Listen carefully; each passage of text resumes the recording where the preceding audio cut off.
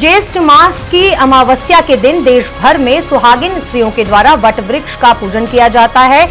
महिलाओं ने अपने सुहाग की लंबी आयु और परिवार की सुख शांति समृद्धि के लिए व्रत करते हुए पारंपरिक तथा विधि विधान के साथ आज वट वृक्ष की पूजा की। पलवल में हाउसिंग बोर्ड कॉलोनी स्थित वट वृक्ष के नीचे सुहागिन महिलाओं ने हल्दी, रोली, कच्चे धागे के साथ वट वृक्ष का पूजन किया और सत्यवान और सावित्री की कथा भी सुनी। कुमार राजा थे, उनके सावित्री नाम की लड़की थी। उन्होंने अपनी लड़की के लिए पैर ढूंढा तो उन्होंने मतलब कहा कि तुम अपने लिए बैठ ढूंढ के आओ, तो उन्होंने सत्यवान को अपना बैठ ढूंढ लिया।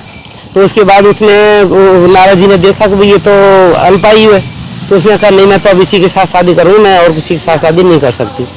अब उन्होंने अपने ससुराल में आ गई। ससुराल में आने के बाद 12 साल के बाद उनकी मृत्यु का टाइम आ गया। उन्होंने 3 दिन पहले ही उन्होंने व्रत चालू कर दिया था। व्रत चालू कर दिया तो उसने अपने वो लकड़ी काट कर लाते थे मैं सत्यवान जी। अब उस दिन बोले अपने सासू से आज्ञा दी कि भाई मैं भी उनके साथ चली जाती हूँ। आज बोले कैसा चली जाओ जरूर। आज वट सावित्री व्रत है जो कि हिंदू सनातन धर्म में सुहागन स्त्रियों के एक बहुत अच्छा व्रत माना जाता है। और ये पूजा जो है पति की लंबी आयु के लिए, दीर्घायु के लिए, सुख समृद्धि के लिए की जाती है। ज्येष्ठ मास की अमावस्या के दिन देश भर में सुहागिन स्त्रियों के द्वारा वट वृक्ष का पूजन किया जाता है। महिलाओं ने अपने सुहाग की लंबी आयु और परिवार की सुख शांति समृद्धि के लिए व्रत करते हुए पारंपरिक तथा विधि विधान के साथ आज वट वृक्ष की पूजा की। पलवल में हाउसिंग बोर्ड कॉलोनी स्थित वट वृक्ष के नीचे सुहागिन महिलाओं ने हल्दी, रोली, कच्चे धागे के साथ वट वृक्ष का पूजन किया और सत्यवान और सावित्री की कथा भी सुनी। कुमार राजा थे, उनके सावित्री नाम की लड़की थी।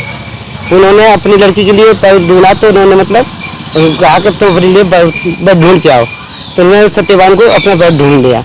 तो उसके बाद उसने नारद जी ने देखा कि भाई ये तो अल्पायु है, तो उसने कहा नहीं, मैं तो अब इसी के साथ शादी करूँ, मैं और किसी के साथ शादी नहीं कर सकती। अब उन्होंने अपने ससुराल में आ गई। ससुराल में आने के बाद 12 साल के बाद उनकी मृत्यु का टाइम आ गया। उन्होंने 3 दिन पहले ही उन्होंने व्रत चालू कर दिया था। व्रत चालू कर दिया तो उसने अपने वो लकड़ी काट कर लाते थे मैं सत्यवान जी। अब उस दिन बोले अपने सासू से आज्ञा दी कि भाई मैं भी उनके साथ चली जाती हूँ। आज बोले कैसा चली जाओ जरूर।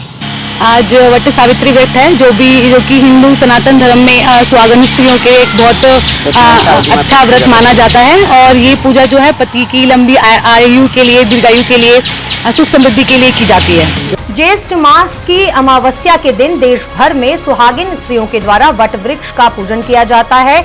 महिलाओं ने अपने सुहाग की लंबी आयु और परिवार की सुख शांति समृद्धि के लिए व्रत करते हुए पारंपरिक तथा विधि विधान के साथ आज वट वृक्ष की पूजा की। पलवल में हाउसिंग बोर्ड कॉलोनी स्थित वट वृक्ष के नीचे सुहागिन महिलाओं ने हल्दी, रोली, कच्चे धागे के साथ वट वृक्ष का पूजन किया और सत्यवान और सावित्री की कथा भी सुनी। कुमार राजा थे, उनके सावित्री नाम की लड़की थी। उन्होंने अपनी लड़की के लिए पैर ढूंढा तो उन्होंने मतलब कहा कि तुम अपने लिए बैठ ढूंढ के आओ, तो उन्होंने सत्यवान को अपना बैठ ढूंढ लिया। तो उसके बाद उसने नारद जी ने देखा कि भाई ये तो अल्पायु है, तो उसने कहा नहीं, मैं तो अब इसी के साथ शादी करूँ, मैं और किसी के साथ शादी नहीं कर सकती। अब उन्होंने अपने ससुराल में आ गई। ससुराल में आने के बाद 12 साल के बाद उनकी मृत्यु का टाइम आ गया। उन्होंने 3 दिन पहले ही उन्होंने व्रत चालू कर दिया था। व्रत चालू कर दिया तो उसने अपने वो लकड़ी काट कर लाते थे मैं सत्यवान जी। अब उस दिन बोले अपने सासू से आज्ञा दी कि भाई मैं भी उनके साथ चली जाती हूँ। आज बोले कैसा चली जाओ जरूर।